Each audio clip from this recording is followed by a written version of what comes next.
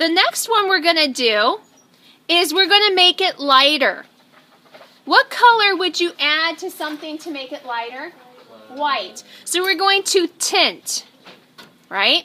So this time we're going to tint. So what we're going to do this time, so listen, okay? You're going to do a swatch of just red. And so what I want to do is make a strip that's, about an inch in length. And I just wanted to have kind of like medium pressure here, and it's going to be pretty much solid. Okay? Go back to your seat. Later. That's not where you turn it in. I'm doing the demo right now.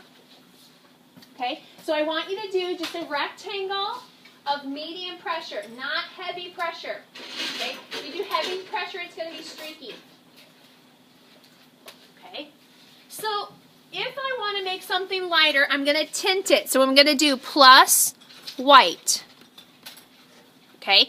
So sometimes gradation is good enough, especially if it's a really light color like yellow or orange. But red is really dark, and so if I want to make a pink, I'm going to add white to it.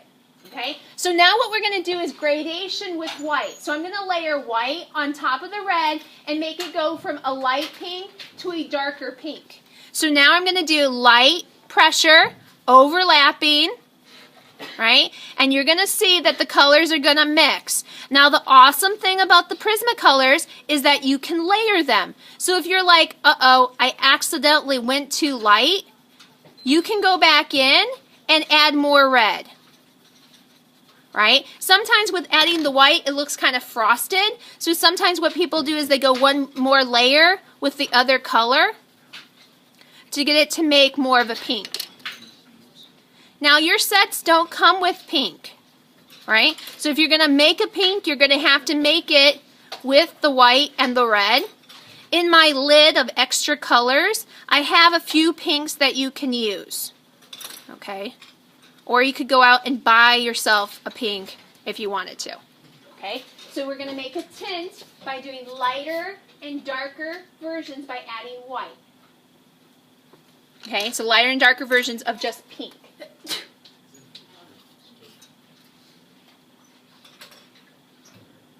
Tyler, put that away. We don't eat. You're going to get stuff all over your final.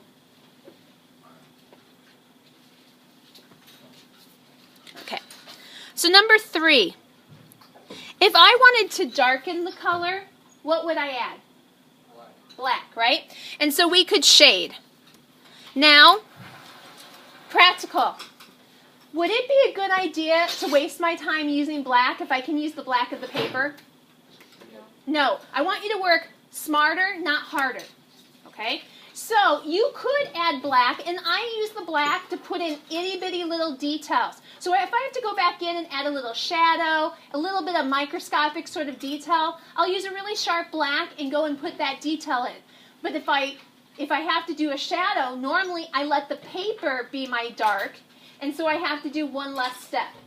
Okay? However, if you look in your set, notice that there are multiple versions of colors, right? You guys have a couple different blues and a different color, different greens, right? Right? So let's pull out the greens, right? You see how you have a light green and a dark green? Let's go ahead and make the light green darker by mixing the dark green in it, okay? So what I'm going to do is do even pressure with the light green. So nice, short, close, overlapping marks. Notice how smooth it is. Take your time. Keep the pencil surface always on the paper.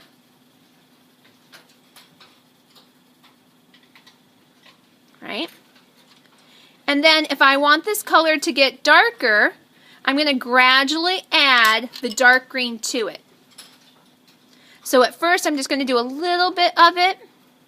And then as I want it to get darker, I'm going to add more and more of it to it.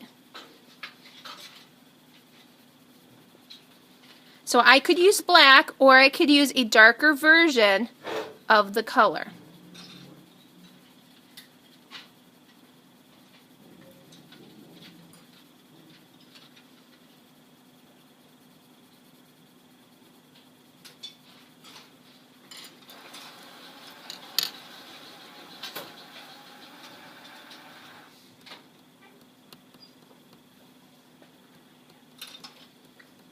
make sure that you've labeled these, right? Because when I talk about it with you, when you're working on your final, and I say, well, I would just do a gradation, I want you to know what I'm talking about. I shouldn't have to explain what a gradation looks like. I shouldn't have to explain what a tint is or a shade. Okay? The last one we're going to do, and I'll come around and check on you after this one, okay, is glazing.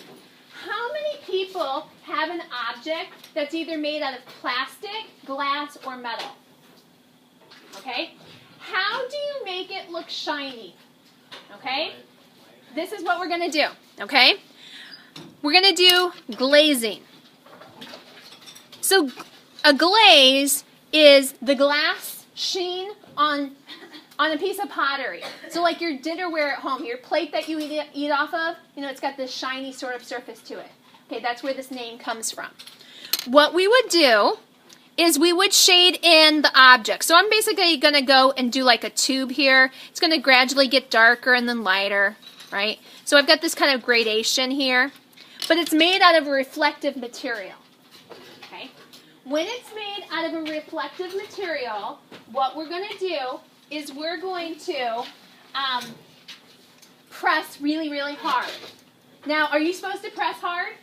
No. But this is the only time it's okay to press hard, is this glazing technique.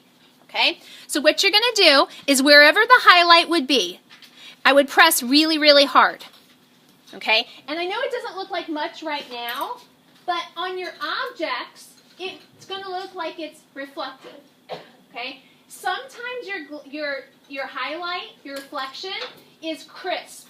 And so if it's supposed to be crisp, make it look like this. If you look at the reflection and it's like got a gradual or soft edge to it, what you can do is gradually blend it in.